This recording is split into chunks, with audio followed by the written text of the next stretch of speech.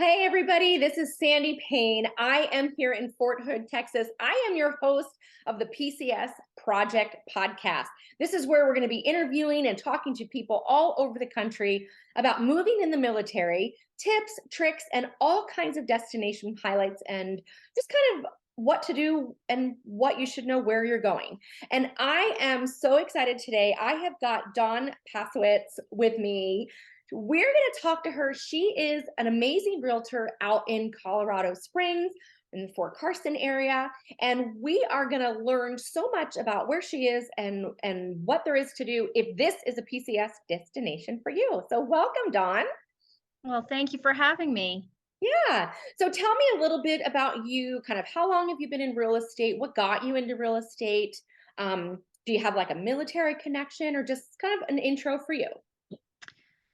So first question, I've been in real estate for almost 9 years. I do have a military background. I'm an Army brat, and then I married into the military.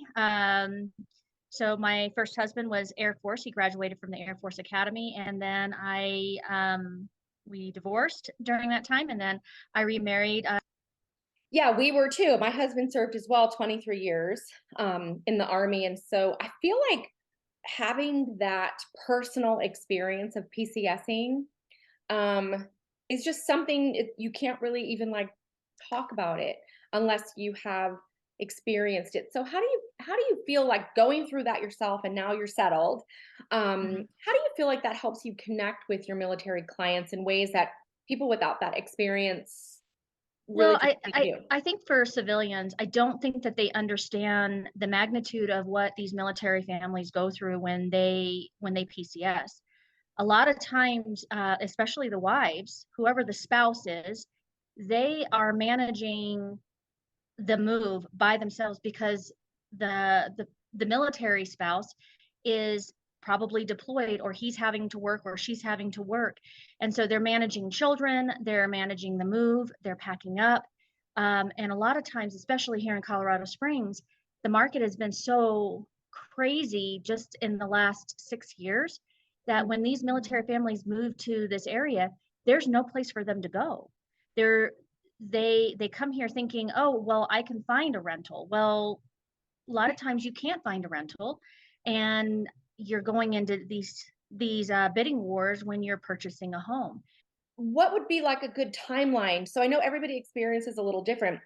Like if somebody knows that they're going to be coming to that area in Colorado, when should they get in touch with someone, like a month out or like 3 months out? Like how would you gauge when's the best time for them to start reaching out and learning what's available, what the process is, rather than waiting till they get there? I would say probably 2 months prior to getting here, I think is a good time. And the reason I say that is the first thing that I usually tell my clients that are PCSing, whether they're coming overseas or they're coming from another state, I tell them, I said, put yourself on the list on every single one of the bases. So we have the Air Force Academy, Schriever, Peterson, as well as Fort Carson. Mm. And I've learned over the years that if you're Army, you can stay at even an Air Force base housing. You just need to put yourself on the list on every single one of them. So if something comes available, at least they have a roof over their head, because that's the most important thing. Mhm. And then we can continue looking for maybe a full-time rental or a home to purchase. But the most important thing, my priority, is making sure that these families actually have a roof over their head. Yeah, I remember those days. I remember like really worrying. And I think the soldier, their mindset's a little bit different, right? They're like, I have to get in, I have to in process and get right to the troops and get right to my job. And they have a roof over their head every day. Yep. They get to just go to work. And a Yep. lot of times it is up to the spouse or the mom, to stay back and figure out the family part of it all, where they're Yep. really focused on the work part. I like the 2 month idea too. I always tell people, like, look, the minute you know you're coming to Fort Hood, call me, because the market changes, right? Like it may Yep. be 2 months now, but shoot, six months ago, 4 months ago, you may have even needed a little bit longer to Yep. get through that, multiple offer process and really pin down something. I remember I experienced that. We had some people and they're like, the last thing I want my military families to do is get in a desperate situation and feel like they're settling, because home Yeah. buying shouldn't be a settle, right? Even if you're only going to be here for a couple years, home Yeah. buying should be something that you see your family in and something that you maybe can rent in the future. Different one in 6 months, like you're kind of going to be in that home during that PCS, time. Yes. Um, so tell me a little bit. I've been to Carson. We have friends that have been Okay. there. So I've been Colorado Springs, um, and just like that kind of close surrounding. They were Army. What is it like there? So what's the proximity between the air bases and the academy and Carson? And then kind of what does the market look like? What does the housing look like? Is it like condos, single families? Like what's available over there? So proximity. So so I live in Peyton or Falcon. Meridian Ranch is a golf course community that's northeast of Colorado Springs, about maybe 15 miles. And it's about a 45-minute drive to Fort Carson. Schriever is probably about 20 minutes, 25 minutes, and Peterson is right next to them. The Air Force Academy is 25 minutes from where I live, basically northwest of where we're at. So it is a little bit of a drive to Fort Carson from here.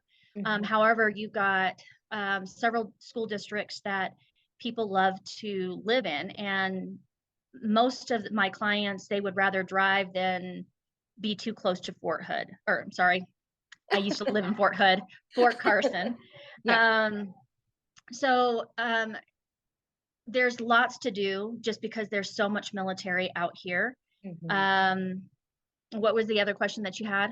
Yeah, just kind of, is it mostly single family? Like I know here, like you've been to Fort Hood, so you know what I'm talking about. We have kind of Fort Hood, and then you have like the surrounding little cities, but we have like Right, a main highway that like runs through it all. So we don't have like a little historical downtown, a little like shopping district like Manitou, and things like right, yes. that.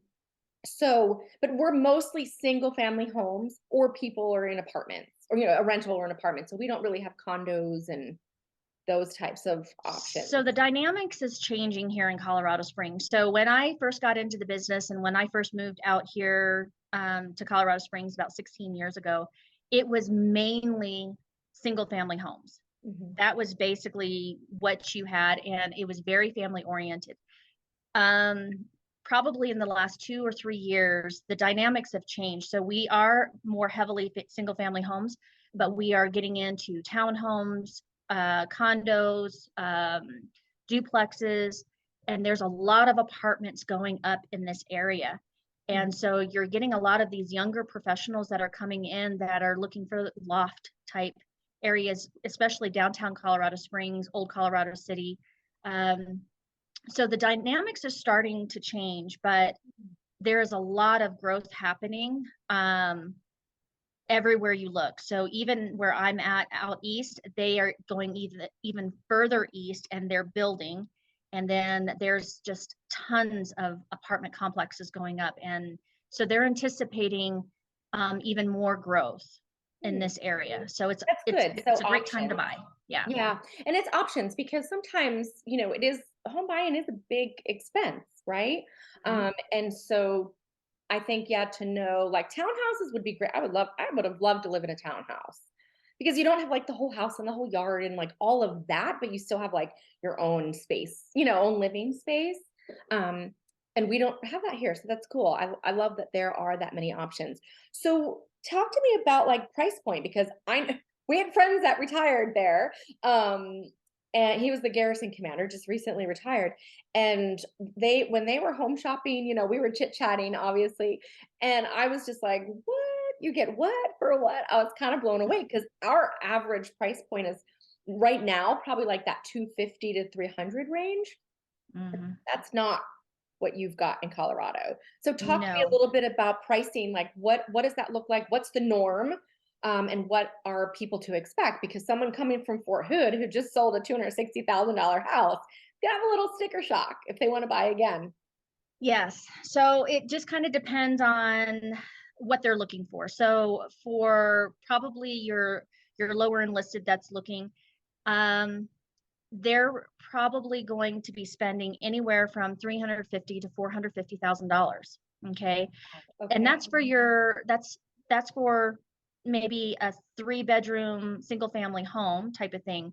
Even your townhouses and condos are $250 to $350,000 out here. Okay. So it's a much higher price. However, the taxes out here are way lower than what you're paying in Texas. Mm-hmm. So because there's an income tax, I mean, our home out here, we're sitting on more than a half-acre lot, and our house is 3,400 square feet. Our property taxes are running roughly about $2,800 a year, Oh, shoot. which is Yeah. really reasonable compared to what folks are paying in Texas, right?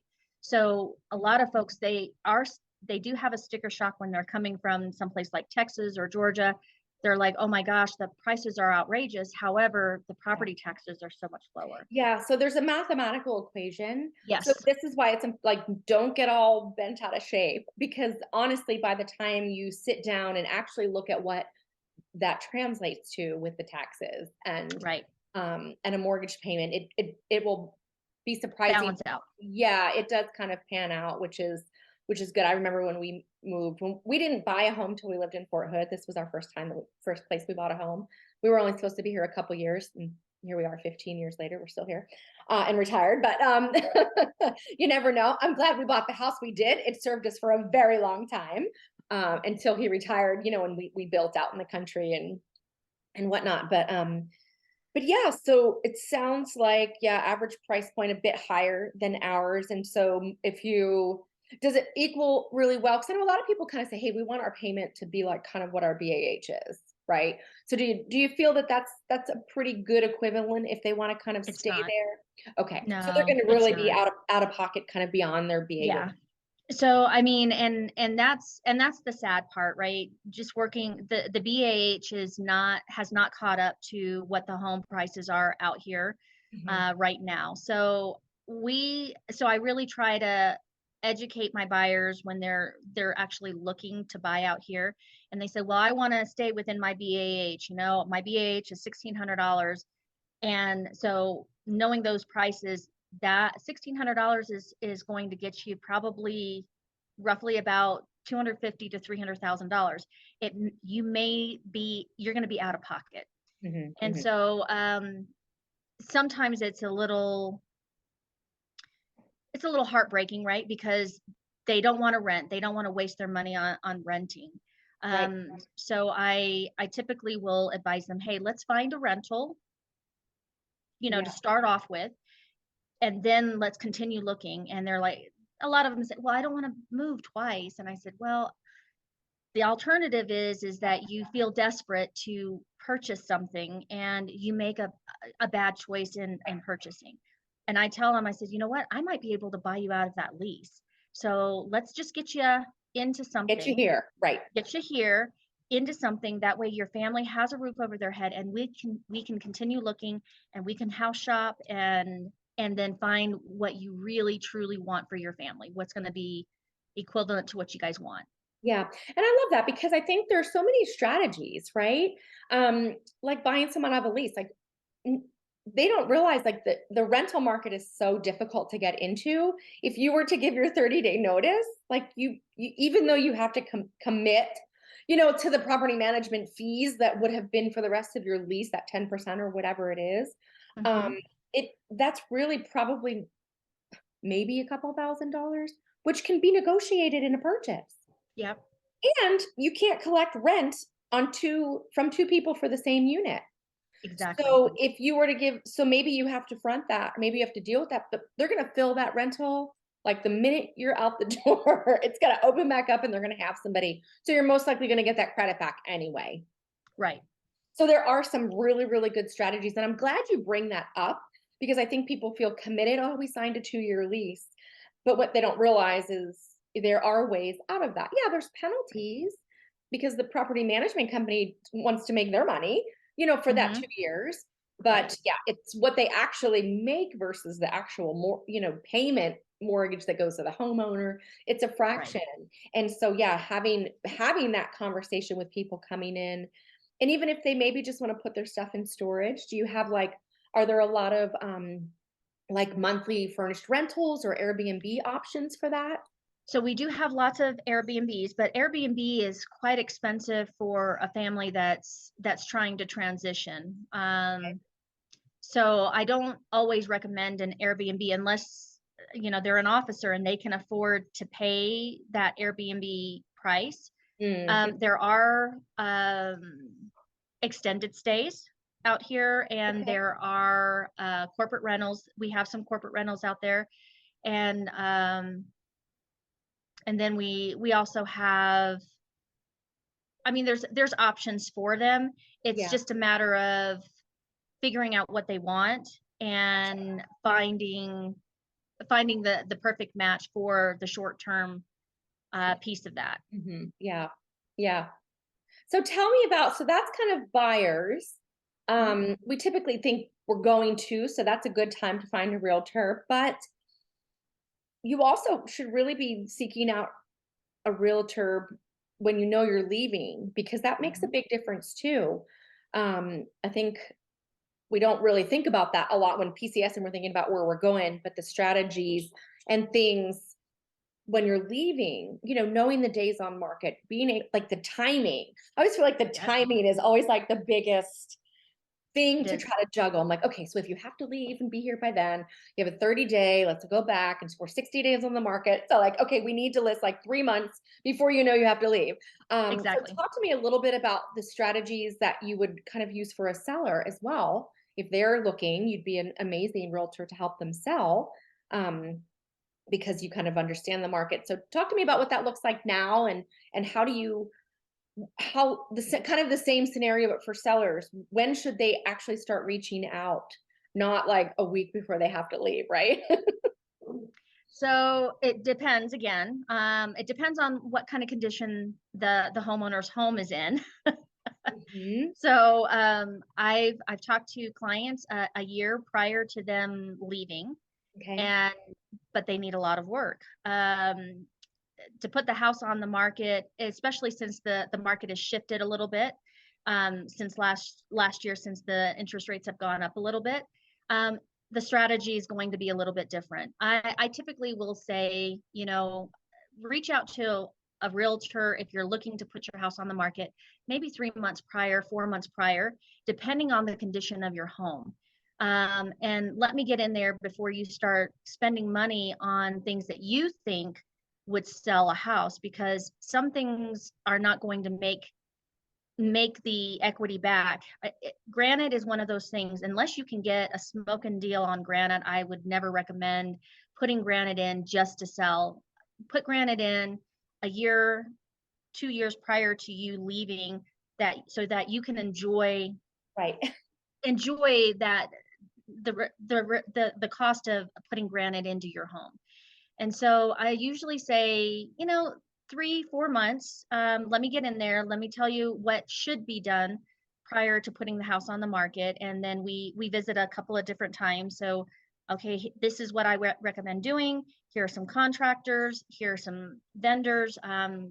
Let's get your HVAC done, your AC done, all of that stuff, all the major things. And I also recommend having a pre-home inspection done.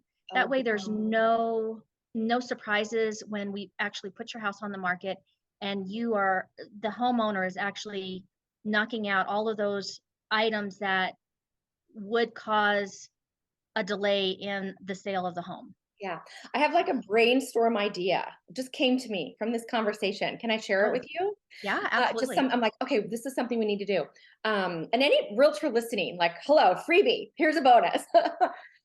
There's a way that you can probably go into like Realist or Remine or one of these data banks Hmm. and find the people who purchased maybe anywhere from 1 to 3 years ago Hmm. using a VA loan. And why don't you find a way to reach out to them and give them like an annual home audit? like a pre-PCS audit. Hey, you're going to be leaving.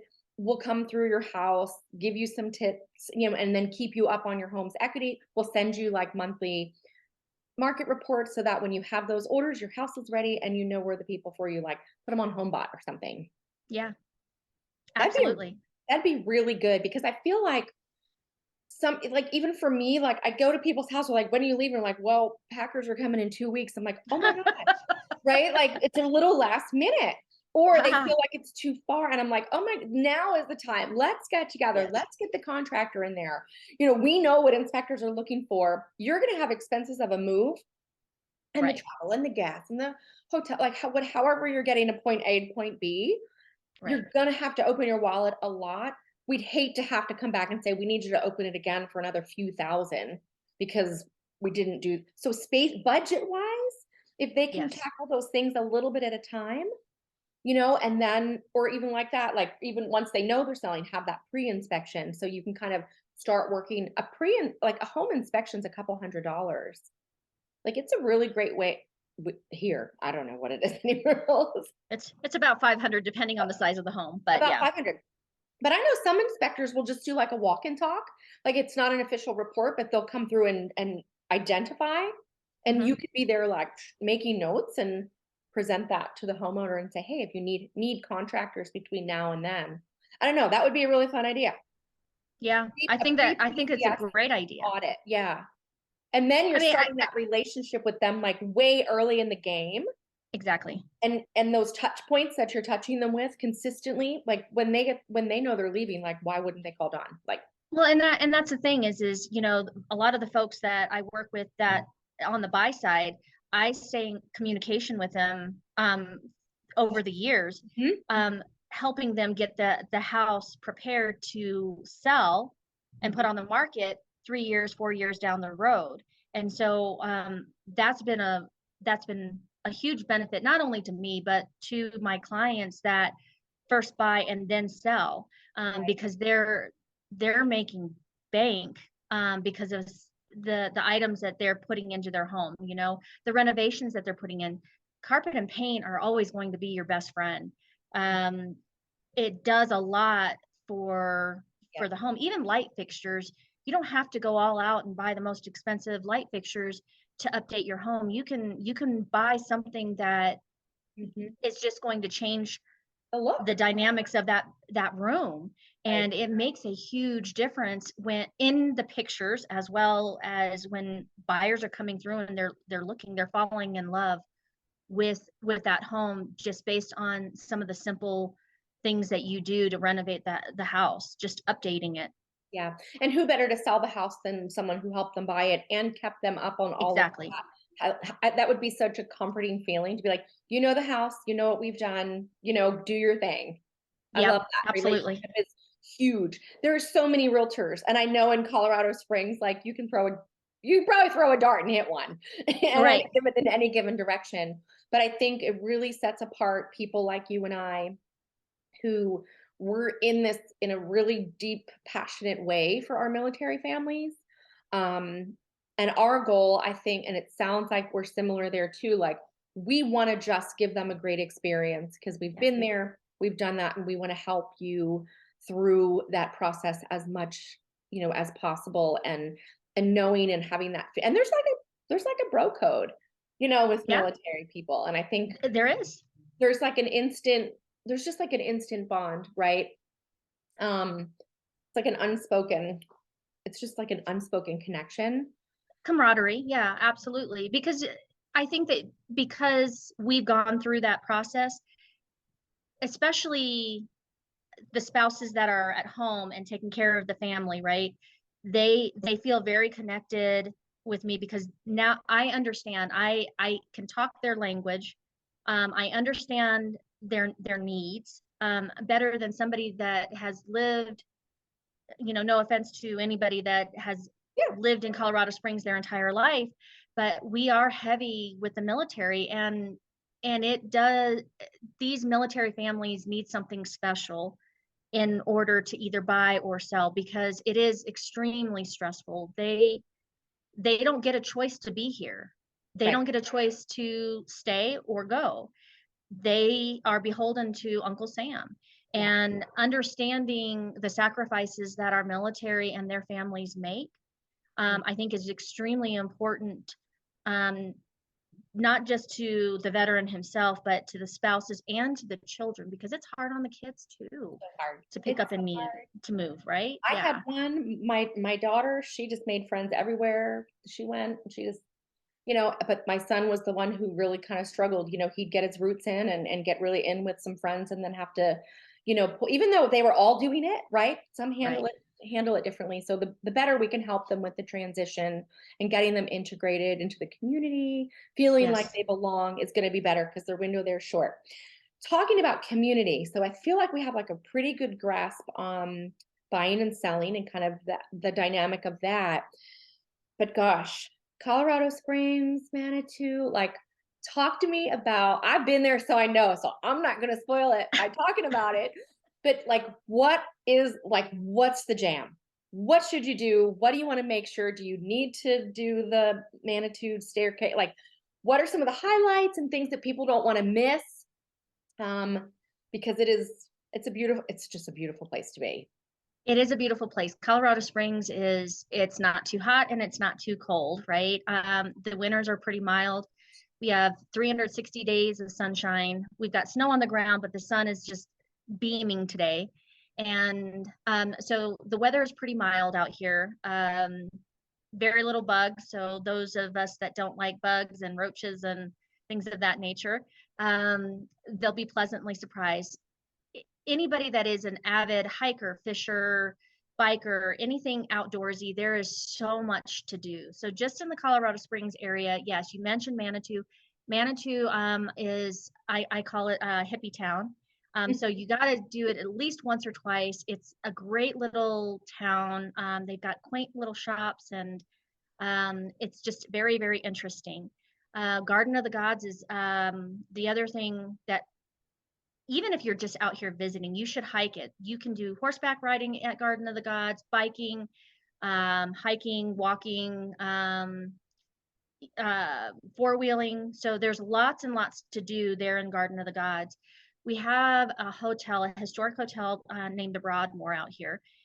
And that is a fantastic place to go, just to even just walk around, especially Thanksgiving and Christmas are absolutely beautiful. They've got several restaurants. It is high end, so it is pricey. It is a resort, but they've got a bowling alley, ice skating rink. They have a couple of ponds on the premises. There's just all kinds of things to do at the Broadmoor. Broadmoor is one of those places that you should at least try once, have dinner or lunch or something like that. They have a golf course there as well. You have the Cheyenne Mountain Zoo. Make sure you're wearing comfortable shoes because it's all on the side of the mountain. Oh wow. So that's a great zoo. They do all kinds of things there. It's a fun place to go. What else? Several lakes. So to go fishing and hiking and camping and things of that nature. Not Woodman Hill. That's a neighborhood. Woodland Park is a great place to go to camp and fish. It's in the mountains, and that's for me, it's about 50 minutes away. So it's not that far away. So if you're living in town, near Fort Carson, it's even closer. You're talking maybe 20 or 30 minutes to get to Woodland Park, to take advantage of camping and fishing and things of that nature. Have you done the incline? Have you personally done the incline? Oh heck no. I'm too old to be doing that. But the incline is a definite feature. Take your time. My understanding is you need to take your time because a lot of people halfway up will start throwing up. Oh my gosh. Because you got to remember that the altitude here, the air is so thin. And so anybody that's visiting and they're only here for a week, I don't know that I would recommend doing the incline. Most people get altitude sickness when they first come in. So I typically have water, ibuprofen, and snacks for my clients that are in my car with me, because 9 times out of 10 they will start to get a headache and they have a hard time with it. It takes probably a good 3 weeks, 4 weeks to adjust to the altitude before you feel like you can breathe out here. Yeah, we've visited and we've been there like a week. And my daughter lives in Denver, so even like she's on like a second floor, and I work out, I consider myself in decent shape. And I'm just walking up to her. I thought, what is the matter? What is the matter with me? Yeah, So that's I've looked at exactly the right. incline and I so want to do it, but I have heard the same thing, and I don't want to ruin my trip by attempting something. Because I feel like if you just did a couple steps, then you got to spend the whole day. But yeah, I haven't been there long enough to feel comfortable in attempting that. So hopefully it's on my bucket list to be able to Good. do that. I also know there's some great breweries. Talk to me about like the food and the nightlife and the other non outdoorsy things to do. What's kind of the social life like? So, if you're definitely into breweries, you will be a happy camper out here because there are tons and tons of local breweries. Um, Jack's Brewery is in several locations. We actually have a Jack's Brewery here in the Falcon Payton area, but they have them in Colorado Springs, and then you've got breweries up north near the Air Force Academy. So the breweries and the food is pretty good. So probably not as good as Texas, just saying. Um, it's getting better with the more people that are moving into the area where there's more authentic Mexican food and Asian cuisine and Indian cuisine. But we're not quite there yet. Okay. But we're getting there. Yeah, When I first came just here, look at the Garden of the Gods, and who cares what you're eating, right? Like there's a well, balance. pretty much, right? You Exactly, can't have right? great Or if landscape you're at the and great Broadmoor, food. Yeah. right? And then if you're at the Broadmoor and you're looking out um at the landscape, it's just absolutely amazing, right? The food the food is a little bit more bland in most places, and like I said, it's getting better with more people moving into the area. We've got a lot of Californians coming in, and they're bringing their cuisine with them, which is a good thing, right? So Denver is a great place to go if you want authentic anything, because that is more of a larger city. But Colorado Springs is quickly approaching that. Probably in the next 2 years, will probably be bigger than Denver. Oh wow. So is Oh there yeah. like anything like Mardi Gras or like a don't miss? Like if you're in Colorado Springs at this time of year, you've got to hit this particular event, or like is there anything that kind of stands out throughout the year? Like is Christmas like you've got to go do this light, drive-through thing? Light show. Yeah. So I would say that, so we just had Christmas, right? So Christmas is probably one of those, go to the Broadmoor for Thanksgiving and Christmas. The light show is absolutely spectacular. It's beautiful. It's almost enchanting and magical. So it doesn't matter how old you are, the Broadmoor just does the light show right. It's just beautiful. We have several Veterans Day parades. For St. Patrick's Day, the downtown usually has a pretty awesome parade that goes on downtown. You've got all the pubs and you've got the clubs and all of that downtown. And the parades really look to the local vendors, the small business owners, to come in and put on a great parade. So I would say Veterans Day is a great event to go to. St. Patrick's Day is a great event to go to. Oh, we have an awesome hot air balloon season. And There you go. so, Ding ding. That's what I was waiting for you to say. yeah, so it doesn't matter where you are in the city, even out here out in the country, you walk outside and you have all of these spectacular hot air balloons that you can actually ride in. So you can go, you can pay, and they will take you up. And that's usually in late summer, beginning of the fall. It's just you anybody that's here should take advantage of going to doing the hot air balloon show, because it happens for, I think it's 1 or 2 weekends. And it's just neat to see all the hot air balloons in the sky and the backdrop of Pikes Peak and all of that good jazz. It's a lot of fun. And then they have several events even down in Pueblo. Pueblo is closest to Fort Carson. They've got the river walk down there. There's some things to do down there. But they have all kinds of I don't want to say parties, but they do it right. It's a lot of fun. There's a lot to do out here. And a lot of it is inexpensive. So if somebody is coming out here and they're worried about the home prices, 9 times out of 10, their extracurricular activities that they want, their entertainment, is pretty inexpensive, maybe even free. Yeah. So okay, in my little registration form that I had for you, you picked unique PCS stories. Do you have something that comes to mind that's just like you can't make this stuff up? Let's see, where do I begin? We have there's lots of unique PCS stories. So my clients who are my friends now that are going to be watching this, hopefully you guys don't mind, I won't give out any names. So I had this one particular family who PCS from Arizona. And so at the time they had 3 children at the time. They had 3 kids. And her youngest was, I think he may have not even been 2. Well, they get here and it's in March, and March is when we get our wet snow.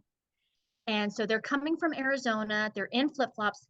Her and the kids are all in flip-flops, and we're looking for houses, and they were stuck in a hotel. So they got here, they contacted me through Facebook, and I started helping them. And I was freaked out because I was like, oh my gosh, where am I going to find them a house in such a short amount of time? And I had been trying to call her. I had been trying to call her and call her and call her. I was like, well, what's going on? What's happening? So I called her husband, and she ends up answering. She goes, he threw my phone in the toilet. Oh my gosh. She had to get another phone. So there was a couple of days where I couldn't really communicate with them. And she was like, you need to get me out of this hotel room now. And so we're going through and we're looking at houses. They're all in flip-flops in the snow. And in one of the houses, one of the showings that I had, I ended up getting a flat tire. So they're following me, and I must have hit a nail or something. And we're in the snow. They're in their minivan, and my tire's flat. So I call my husband. I was like, the tire is flat, right? So bless their hearts, they ended up taking me home. And then my husband brought me back to fix the flat tire.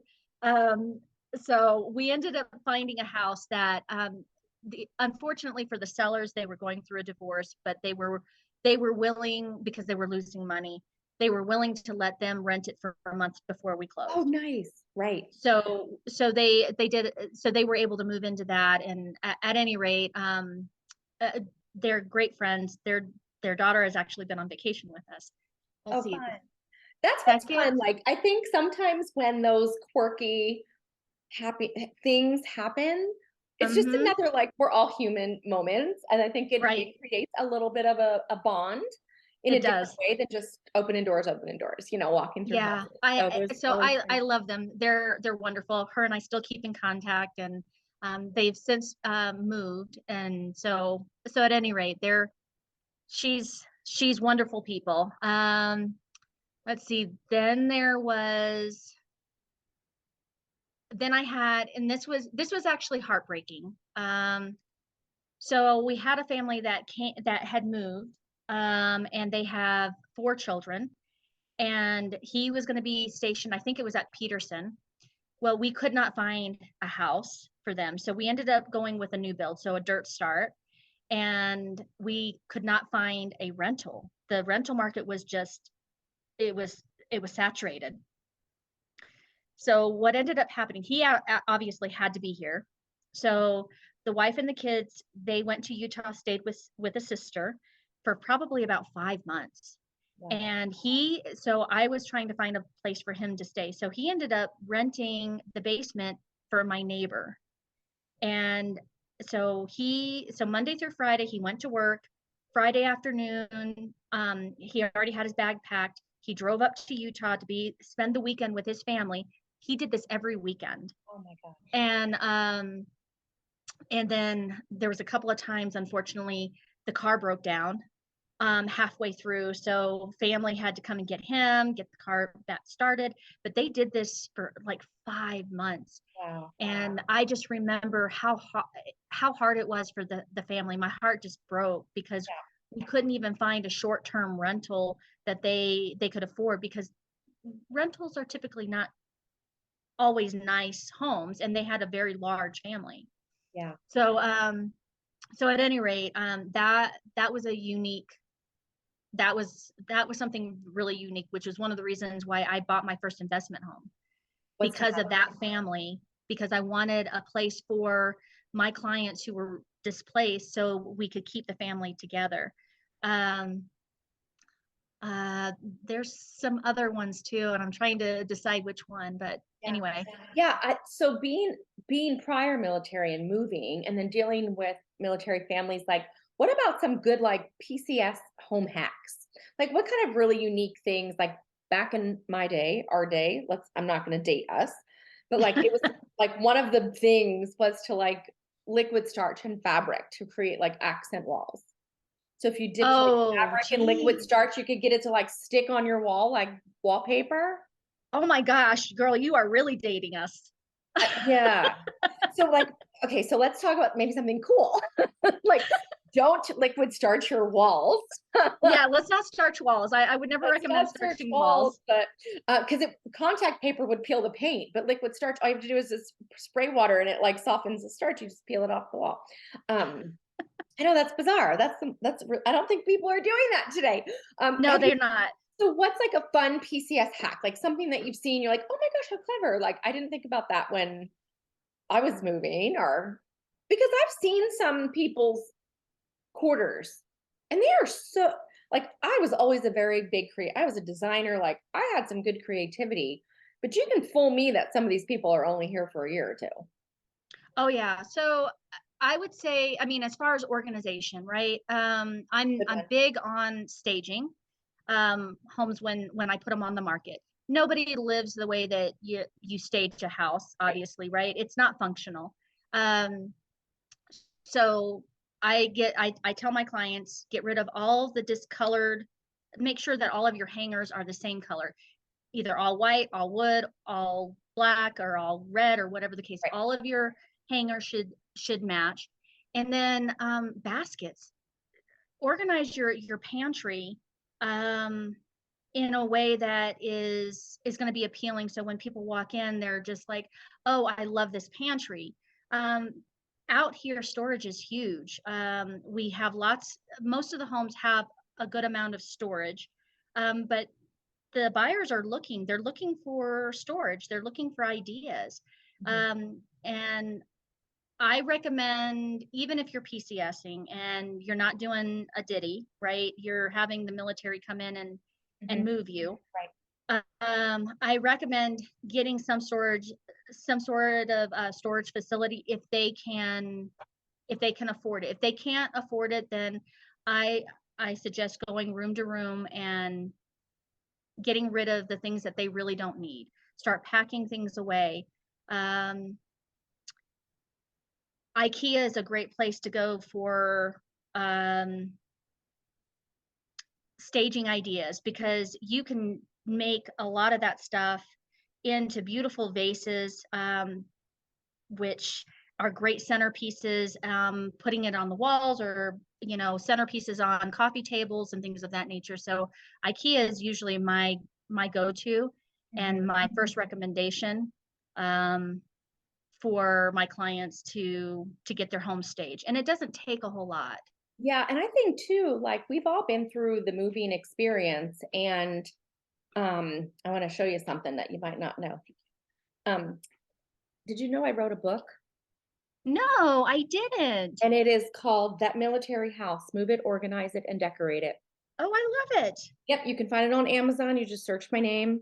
And it is full of, um, I go through room by room. I have checklists of how to prepare for a move, how to get ready, like 8 weeks, 4 weeks, pre-moving, 3 months out.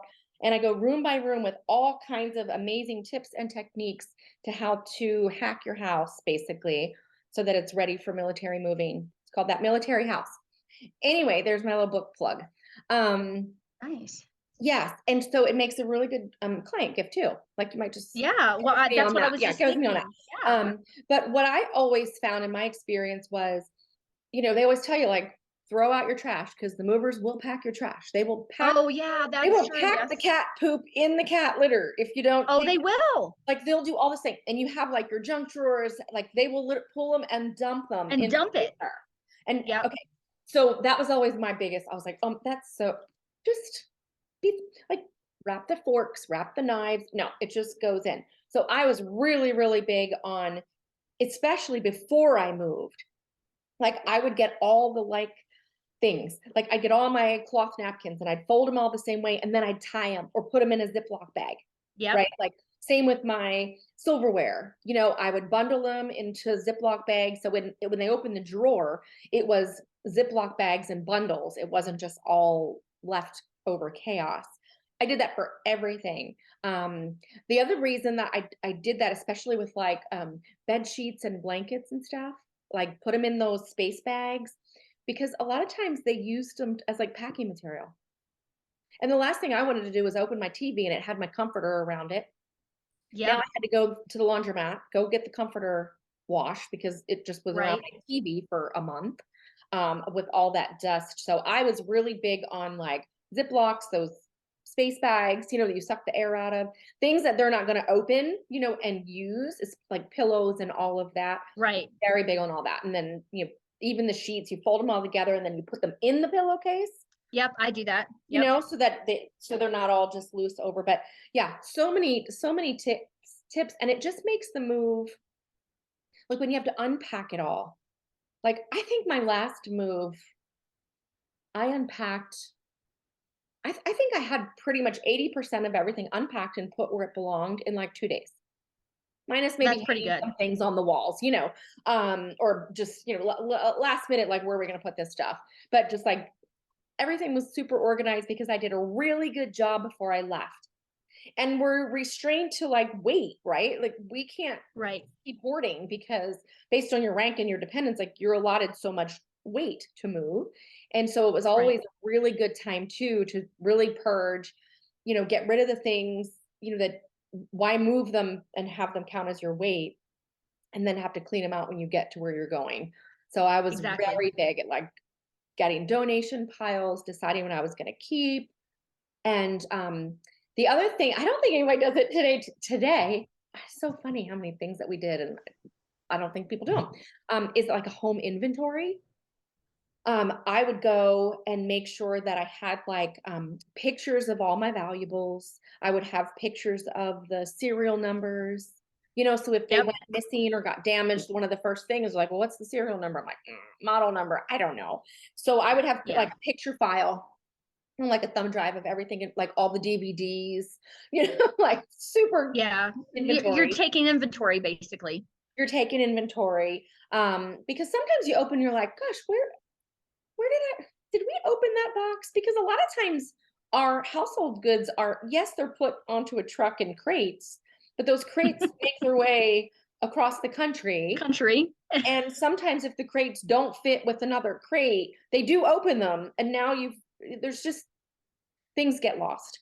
Yes. sometimes it Or takes damaged. or Yeah. damaged, and it takes you a month or two to be like, where am I losing my mind, or did we not get that box of whatever that was? Right. Yeah.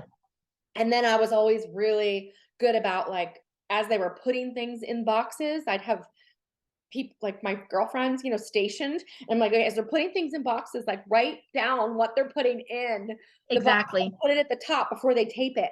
Because Right. kitchen goods, household, Right. I love the boxes, household goods. I'm like, mystery box. Mystery box, right? It's like, or miscellaneous. Yeah. I'm like, Yeah. now Miscellaneous. What's miscellaneous? there were times miscellaneous knickknacks came in very handy to ship things that probably shouldn't have been shipped. They were miscellaneous knickknacks. But yeah, like, I think being really organized, and if you're not an organized person, I mean, I think getting some type of organization, especially if you feel like when you get where you're going, like, you've got to get the kids integrated. You've got to get them in school. Like, you have to make, like, that new space, like, so seamless. If you're a hot mess and chaos and the kids can't find their stuff and you can't cook them dinner, like, it's just going to add to all of that. The anxiety and the anger and the frustration, Yeah. because and kids, they really feed off of the parents. If the parents are having anxiety and angry and they are in disarray, then the kids feel Sure. the same way. Yeah. They're looking to us as parents to have it all together, right? And make things seem as seamless as possible, even though there's complete and utter chaos. Yeah. So I completely agree. I mean, the whole Ziploc bags, that's a great tip. I didn't even think about that. So that I'll probably use that for my sellers when Yeah. they're getting ready to leave. Yeah. It's real. I mean, anybody moving. Anybody, Really, these are good anybody tips for moving. anybody moving. The other thing too is, depending on the age of your children, I always found, like, make it fun, right? Make the new place something to explore. You know, set aside time with your kids to, like, let's get online, let's find what to do, and everybody pick something to do so we can take a break from unpacking and go do something fun. And I think if you get them really engaged and involved, and now, like, my gosh, we didn't have Facebook and all that. Like, we didn't have Right, Facebook groups of the school where you could learn about the school or learn about the right. football team, and or the dance, schools or whatever. There's so much out there as far as resources to really get your family and your kids involved in figuring out the new place and making it a fun adventure. Yeah. And I'm glad you said, like, they feed off of, if you're at, like, this over the whole thing, expect them to act out, expect them to push the buttons, expect them to, that whole defiant, like, they're all going to get crazy. Yes. And that's not going to make it any better. So yeah, I think really paying attention to the mental health through the Yep. process too, because this can be very traumatic. This can be very traumatic for some people, for some children. I think as spouses, we kind of know what we're getting into, we kind of have an idea. We know we're going to move, but the kids that are born into this necessarily, like, they don't understand the life. I know, like, for mine, my oldest was, before we started moving, I mean, he was 6 before we moved for the first time. So that was, like, really weird for him. And he struggled, every move he kind of struggled. My little one was born in, like, at school, when we were at school, in Missouri. And so she never knew the difference. Like, this was just the way life was. And I think that's how it was just life. So really, listening to them and getting them involved with what's going to work for them to help them kind of have that easiest transition, I think it's going to be big for everybody, big for everybody. Okay, I have a couple, like, just random questions I'm going to ask you to get to know Dawn just a little bit better, and then we'll wrap it up. Okay. What book are you reading right now? So I just received, now you're going to put me on the spot. He was actually at the summit. He's an Exactly what to say. Englishman. Phil Exactly Jones. what to say. That's the one that's the one that I just got for Christmas. And so I'm going to be reading that. I loved him. He was just absolutely wonderful at the summit. I was completely engaged the entire time. Yeah. And so I actually have that on my desk, that book, and there's one for real estate agents, exactly what to say yes, for real estate. I've Yes. had that on my desk lately, Uh-huh. and I have literally used it. Like I pick it up and be like, which which phrase can I use to respond back? Girl, it's working. It's Oh, crazy. that's good. It's Okay. crazy. So I'm glad that you're using that. I was going to suggest that to get that one. What's your Netflix Hulu binge right now? Oh boy. It's usually whatever my husband's um either what my husband's watching or my grandson is watching. And so right now, I think I've watched Wish Dragon a million times, and that's my grandson. So when he's here, he's the boss of the TV. So that's kind of what That's what you get. he's watching. But we've gone back. My husband and my youngest daughter love Psych, and so that's kind of what we're watching right now. Every Okay. night before we go to bed is Psych. Okay. It's a good, it's a cute series for sure. Okay. I haven't seen that one, so I'll have to pay attention to that one. Yeah. If you could just pin yourself as like your number one movie, like just you could watch it every time it's on, never gets old. You could probably quote the whole thing. 51st States would be probably my top, and then Proposal Hmm. would be the other one, and then um, those are probably my top two. I laugh at every single time, so I could watch those over and over and over again, I love and that. Never gets old.